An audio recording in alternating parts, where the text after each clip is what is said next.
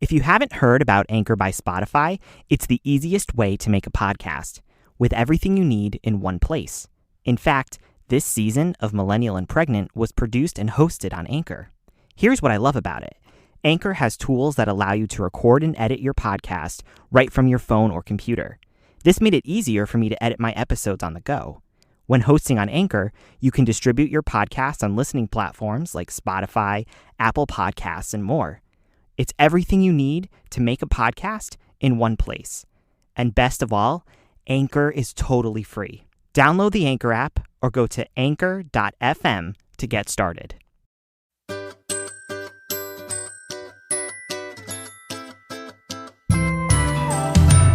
Hi, I'm Fatima. I'm Brian, and you're listening to Millennial and Pregnant.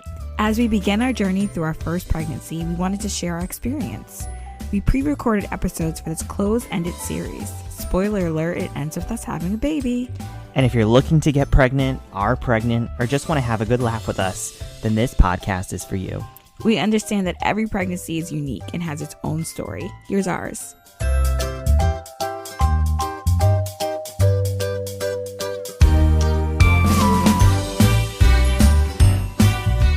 So Fatima, how are you feeling this week? So I'm doing good. So the baby has been doing, well, at first I didn't know, hiccups. I'm like, well, why are they kicking so consistently? And then I'm like, okay, this can't be kicks. It wasn't as strong of a, hit against my tummy. And then we went and had an ultrasound and we actually saw like it on the screen. And she's like, oh, look, they're hiccuping.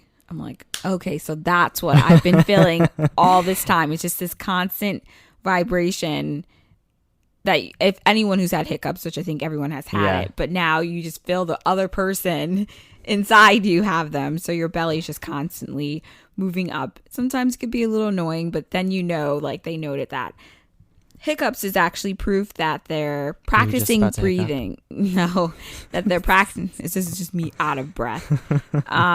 That they're practicing breathing. So it's actually a great sign. So although it could be quote unquote annoying because your belly is just constantly, it can go on for minutes. It's so cool because it's like it looks like a little hiccup is happening in your belly. Yeah. They've gotten stronger too, that now you can see my stomach moving. Whereas before it was just like you had to place your hand on my stomach, but now you can just see my stomach just vibrate as they're hiccuping, and it happens multiple times he's been hiccuping a lot. Yes. As we get closer. Yes. To term. But this week I wanted to talk about something, that if you're in a relationship with another person, how the non-pregnant person can help you out and support you during your pregnancy. Yeah. I don't know how people do this on their own without like a support system, even if it's not your significant other, but just, a close friend or anyone there for you. I think it would be super difficult, but there's been so many things that I've had the privilege of having Brian be here, but as well as some of my family as well, who's kind of chipped in as well, but he definitely gets the brunt of it. And I would say, the things that in order to support them, I would say, give the pregnant person anything they want.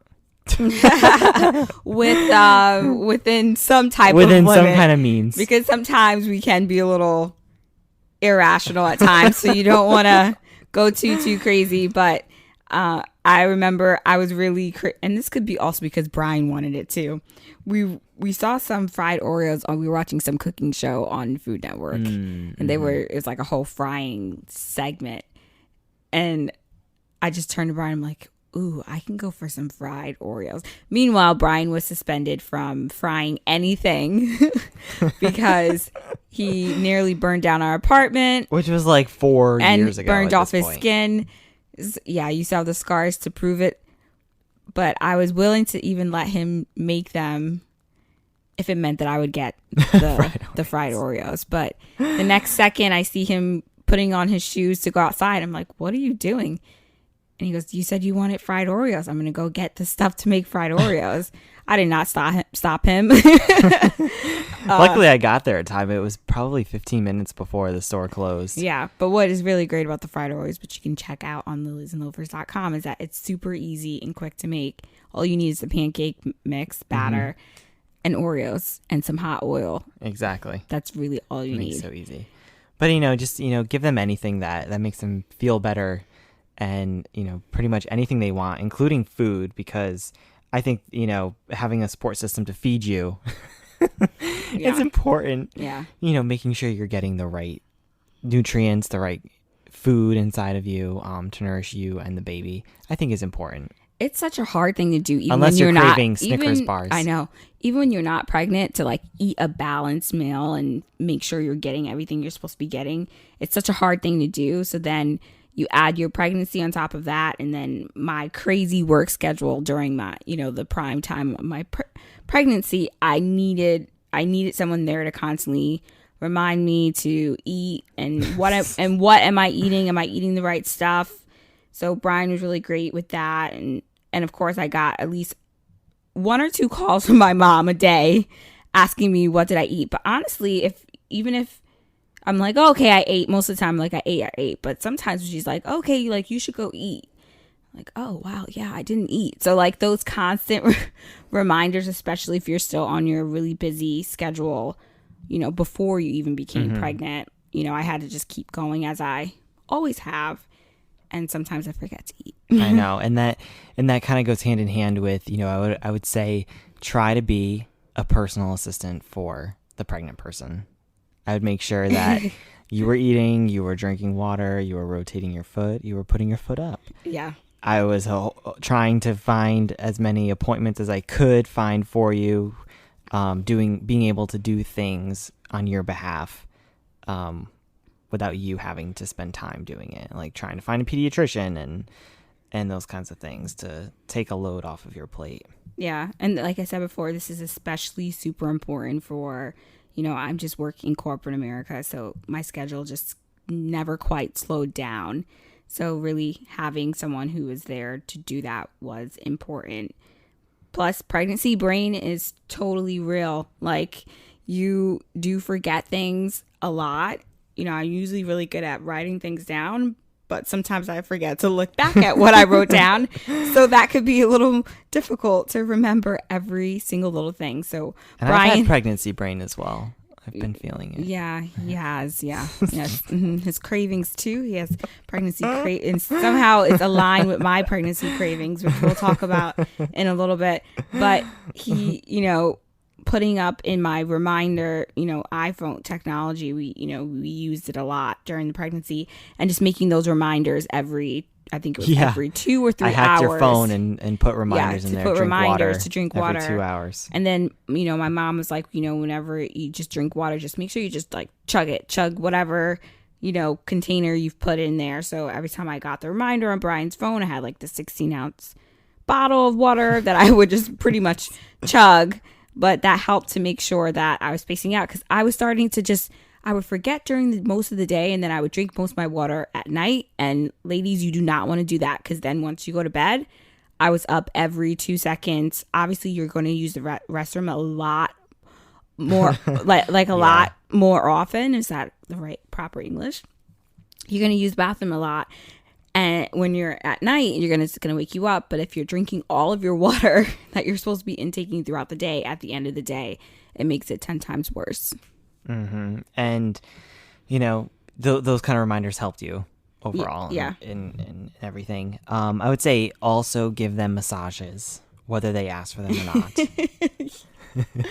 Oh, my God. The first time he does this, he's like, I'm going to give you a massage. I nearly fainted. I didn't know what fainted? I did not believe you were going to give me a massage. I don't think you have ever given me a massage before, so I was a little worried too. Because you don't like massages. I don't think I said I don't like massages in the sense you that don't like other people touching you. Yes, going to other people. You're not other people. You're like strangers. The way you phrased it. Oh, okay. But then we went on our 1-year anniversary. We went to Cabo and we got a couple massages. So don't even. Man. I feel like that was great. That was good. I was in such a relaxed state, even though there was so much construction going on outside because of the hurricane. I know.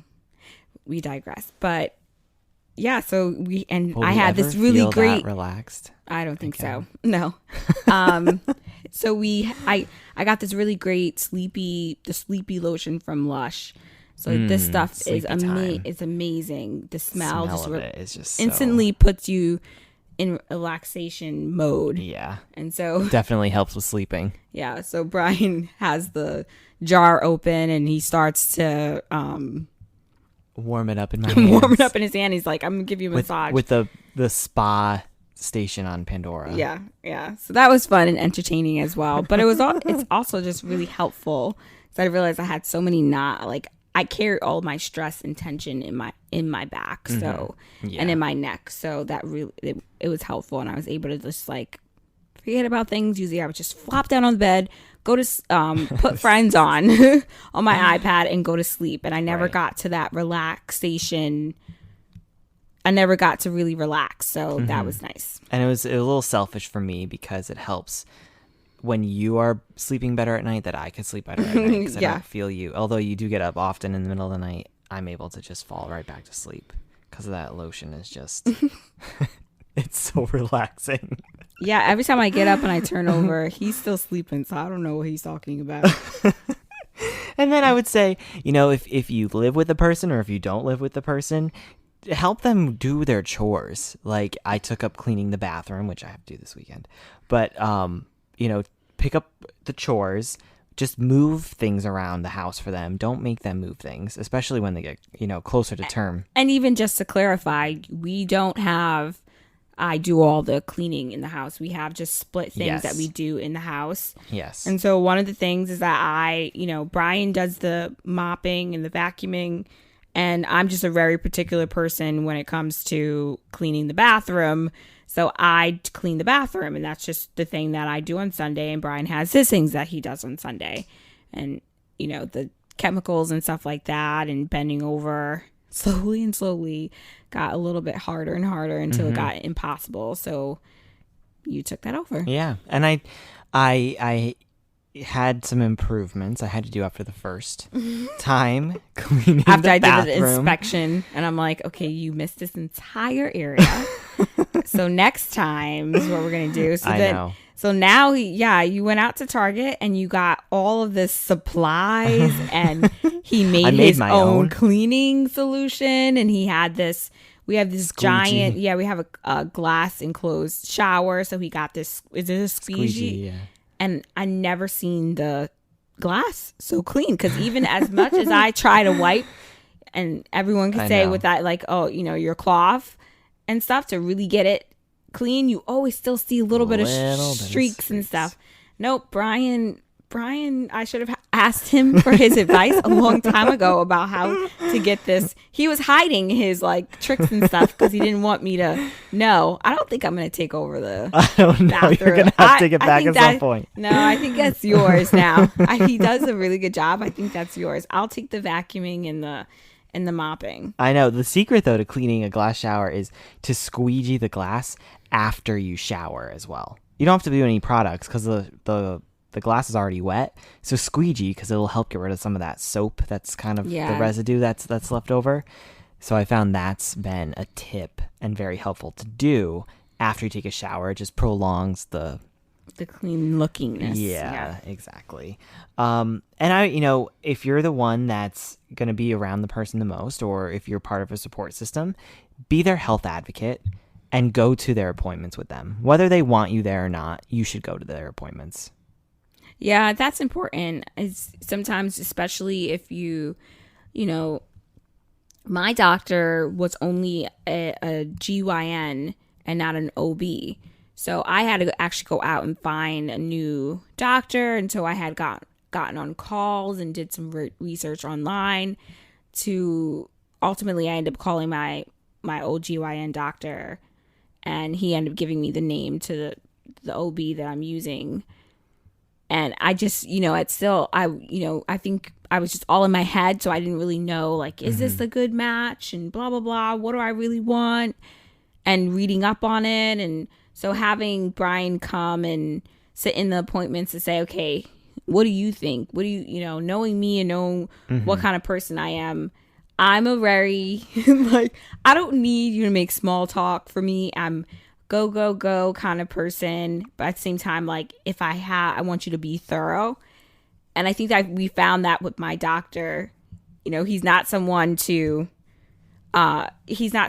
really do the small talk and all that other good stuff. Although I got him to laugh a couple of times when I said some jokes. Yeah. But then when things got serious or things, started, just those weird things that popped up and we wanted to make sure it was not one thing or another, he was very thorough. Mm-hmm. Yeah, he was. And when you're in those appointments, that's also a way to keep you honest. When the doctor's asking you questions and you want to make it sound like you're doing something and maybe you're not quite doing something. Like I don't when the doctor know idea what you're talking about. Like when the doctor was telling you a couple weeks ago to not, do your squats because you needed to kind of rest for a little bit. And you're like, what squats? And I'm like, Fatima, you were doing squats. Well, I call them a modified squat. I'm not really going crazy with it, but yeah, Brian blew my spot up and now I haven't been able to do any of those in the last for your own 3 weeks.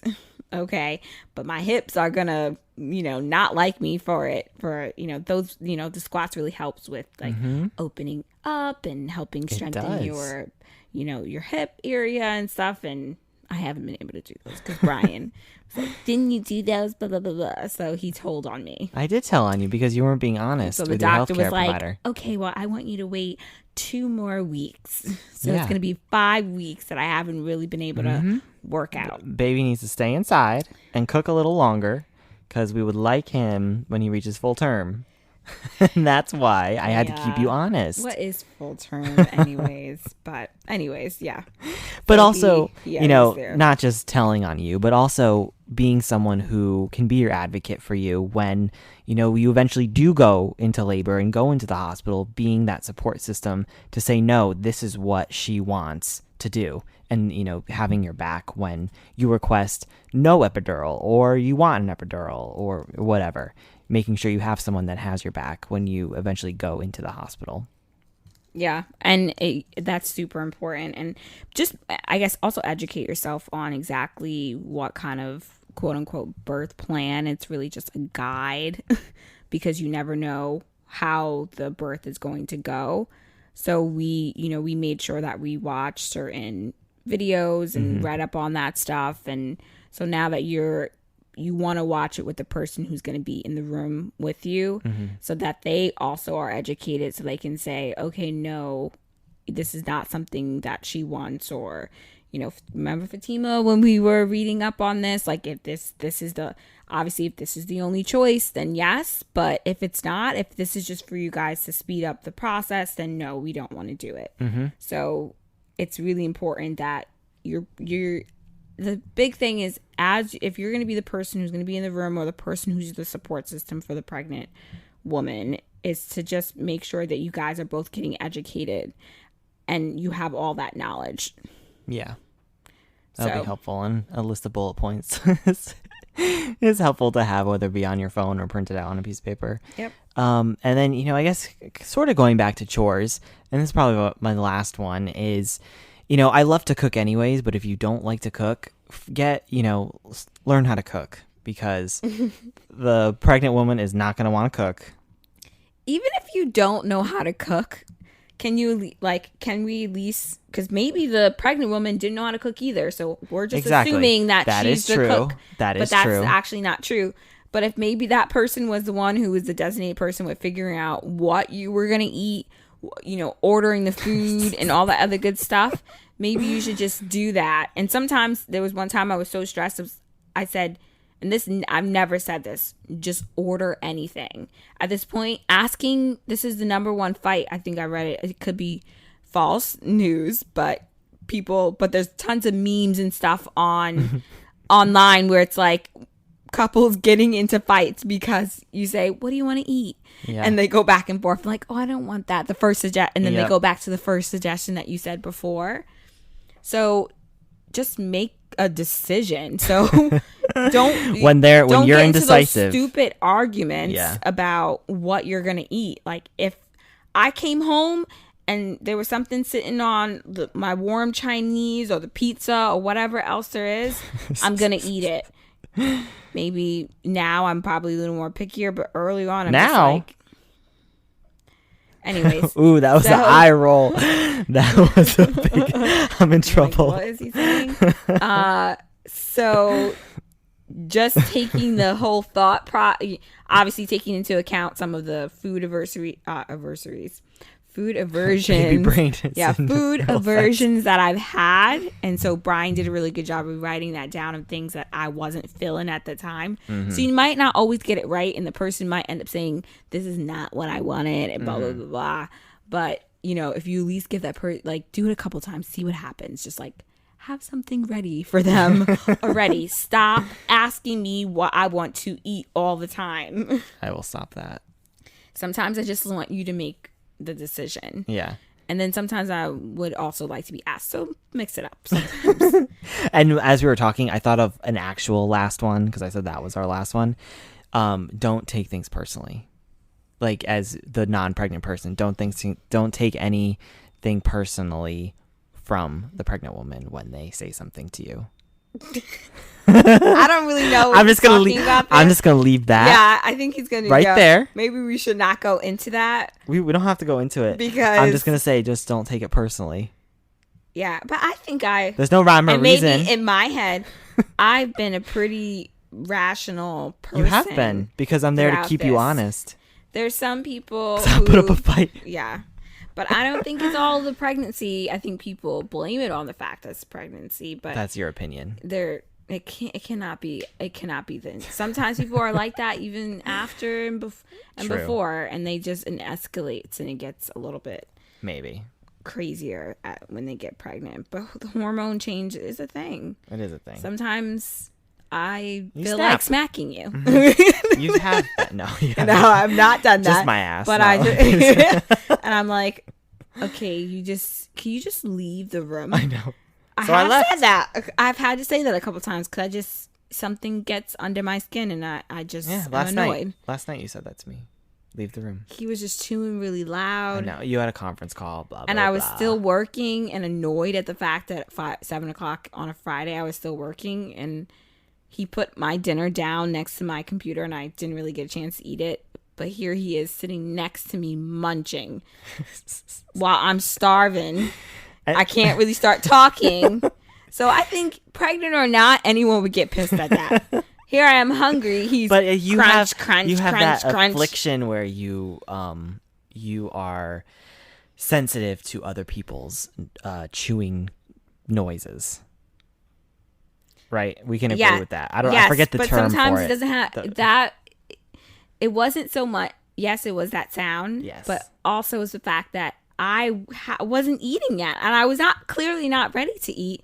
And you set the dinner down. Even though you said you were hungry. We're not going to get into this because I think we might go on for another 5 minutes. We might go on.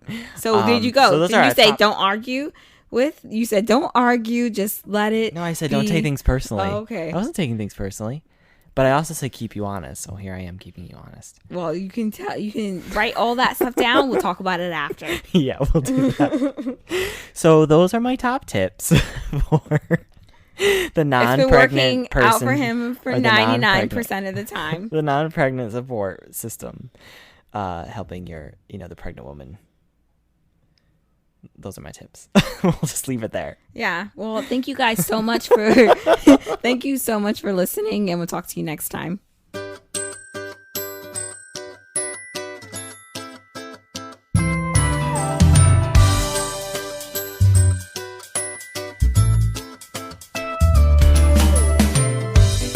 Thanks for listening to another episode of Millennial and Pregnant. Since you made it this far, share our series with a friend. To follow our journey in real time, head over to liliesandloafers.com.